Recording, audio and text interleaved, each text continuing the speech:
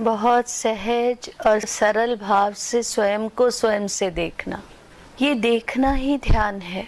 अर्थात अपना होश संभालना, अपने मन के हर सफुरने के साक्षी होना। जैसे जैसे साक्षी होगे, अंतर गुरु तुम्हें सत्य से अवगत कराने लगेगा। सोच के देखना, आम जीव जब कोई अच्छा कार्य किया है तो कहता है मैंने किया है। जब कुछ गलत हो जाता है तो कहते हैं कि परमात्मा ने ऐसा किया है, उसने करवा लिया है, परमात्मा ने ऐसा किया है। धीरे धीरे अंतर की अवस्था बदल जाएगी और सबके साथ होता है ऐसा। जब अपने मन को निंदक बनाकर अपने अंतर के आंगन में रख लोगे और वो तुम्हारी निंदा करने लगेगा, पहले लोगों की करता था, फिर तुम्हारी करने लगेगा कि तूने यहाँ गलत किया है। अवस्था बदल जाएगी, तब कहोगे गलत जो था वो मैंने किया है, भगवान तो हमेशा अच्छा ही करता है। और फिर धीरे धीरे अवस्था बदल जाएगी, या तो दोनों ही मैंने किए हैं या दोनों ही भगवान ने किए हैं। और धीरे धीरे मैं निकल जाएगी, का कहूँ कि मैं करी, मैं किच किया नाही, जो करो हो सो तुम करो हो, क्योंकि तुम ही हो मुझ माही। और ऐसी स्थिति बनते बनते एक दिन मन की मैं परमात्म प्रेम से उसी में तुम्हें लीन कर देती है। अंतर खोजो अपने हर मन के सफुरने के लिए, हर तरंग के लिए, हर विचार के लिए अपने गहरे उतरना। जन्मों जन्मों के कर्म काट जाओगे, बहुत सहज रूप में, बहुत आसान तरीके से। तुम ही ने लिखी थी अपनी डिजायर्स, जिनके लिए तुम आए हो, जिनको भोगने। और जब तक तुम ही नहीं कहोगे नहीं चाहिए सारी की सारी, तब तक कर्म मिटने वाले नहीं हैं। इसलिए अंतर गहरे उतरो, अंदर खुदाई करो अपने। गुरु रूप में वो परमात्मा ये नहीं देखता कि अभी तक कितने पाप करके आए हो, कि क्या क्या किया है तुमने। वो कहता है आके बैठ जा, अब तक के कट जाएंगे और आगे के लिए संभाला जाएगा। ये गुरु बताता है तुम्हें कि जरूरतमंद की जरूरत पूरी करो, लेकिन उसे उसका उतना आदी भी ना बना दो कि वो भिखारी हो जाए। जितना अंतर उतरोगे, इनर वाइब्स तुम्हें बता देंगी कि अब इतना ही। मन को किसी भी एक उस पर मत टिका देना, जाके जहाँ जरूरत है जरूरत पूरी करो। जहाँ कोई भूखा है उसकी भूख मिटा दो, जहाँ कोई प्यासा है उसकी प्यास मिटा दो। लेकिन मन को वहाँ मत रोको, दान वहाँ दो जहाँ उसकी जरूरत है। अपने आत्म मंथन में एक बात अब अंतर आ ही रही है, तो शायद किसी की जरूरत होगी। किसी के घर में कोई शादी ब्याह या कुछ ऐसा होता है, तुम कहते हो अमीर बंदा है 1100 तो कट की सगन दे, एक गरीब बंदा है आप कहते हो 101 की बथेरा है।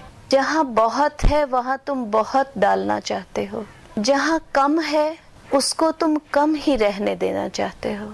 जबकि ये प्रथा इसीलिए बनी थी कि तुम्हारी कुछ मदद हो जाएगी।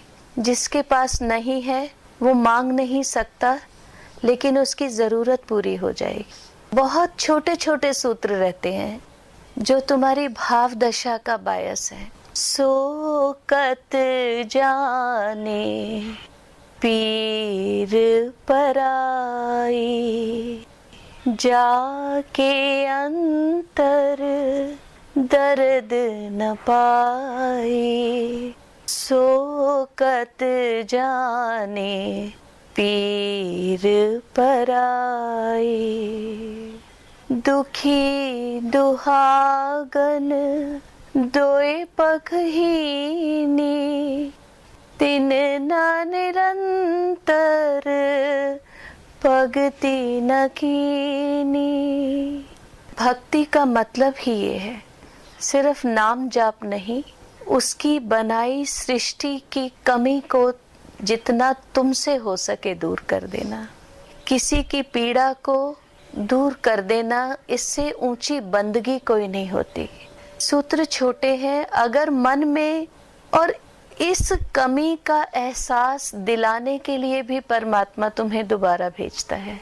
अपने रूपों का की सेवा कराने के लिए भी तुम्हें भेजता है, क्योंकि असली बंदगी यही कहलाती है।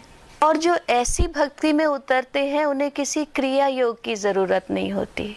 सहज रूप में उनकी ऊर्जा, उनकी आत्मा उनके शरीर में ऊपर उठ जाती है। तो इसका मतलब अगर परम गति चाहिए तो इन सब स्टेजेस में से निकलना पड़ता है। महापुरुष किसी की सेवा, किसी की जरूरत की पूर्ति किसी को दिखाने के लिए नहीं करते। ये उनकी भाव दशा होती है।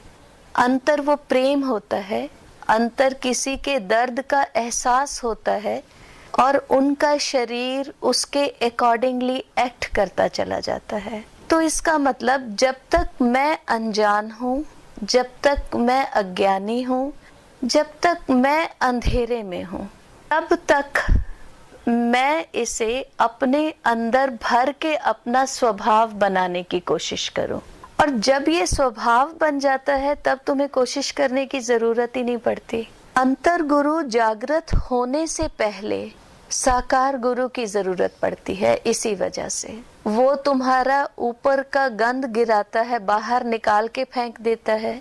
और जब तुम फिर अंतर तप में उतरते हो तो तुम्हारा अंतर गुरु, तुम्हारी अंतर आत्मा तुम्हारे मन के छोटे से छोटे भाव को, छोटी से छोटी तरंग को निकाल के बाहर कर देती है। It is a sum up. हर चीज का सम, हर चीज का जोड़ है ये साधना।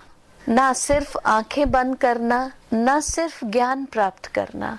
ज्ञान ध्यान किछ कर्म न जाना,